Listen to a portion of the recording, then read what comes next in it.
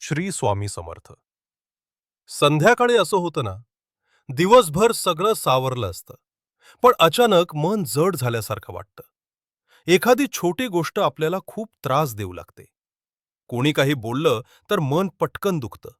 आपण वाईट नसतो, फक्त दमलेले असतो. दिवसभराचे छोटे छोटे ताण, कामाचा ताण, लोकांची अपेक्षा आणि स्वतःचे थकव्याचे भाव, या सगळ्यामुळे संध्याकाळी मन जरा जास्त जड होतो. आणि नकळत आपण वाद, तक्रारी किंवा रागाच्या भावना बाहेर काढतो. म्हणूनच संध्याकाळी थोडा वेळ स्वतःसाठी ठेवा. घरात आल्यावर काही मिनिट शांत बसा. खोल श्वास घ्या आणि मनाच्या गडबडीपासून स्वतःला आराम द्या. कुणालाही लगेच उत्तर देऊ नका. वाद टाळा. त्या क्षणी उत्तर न दिलेलंच बरं. थोडा वेळ शांत राहिल्यामुळे मन हलके होते आणि घरातली शांती टिकते.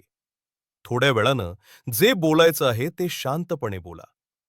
आपले शब्द हलके, प्रेमळ असतील तर नाती टिकतात, वाद कमी होतात. ही साधी सवय आपल्याला दिवसाचे ताण हलके करण्यास मदत करते. कधी-कधी फक्त शांत बसून स्वतःवर लक्ष देणं, मनावर नजर ठेवणं, हेच खूप मोठं काम असतं. दिवसाचा शेवट थोडा हलका झाला की आपल्याला मनापासून शांत वाटतं. श्री स्वामी समर्थ म्हणतात, जेव्हा घरात शांतता, प्रेम आणि संयम टिकतो, तेव्हा लक्ष्मी येते आणि समृद्धी वाढते.